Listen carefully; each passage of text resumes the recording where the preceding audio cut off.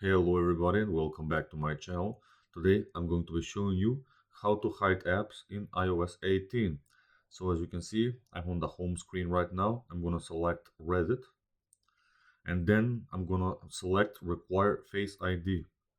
Here I'm going to select Hide and Require Face ID.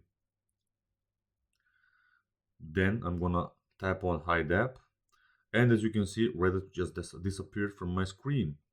Reddit is also nowhere to be found on the home screen or on the app library.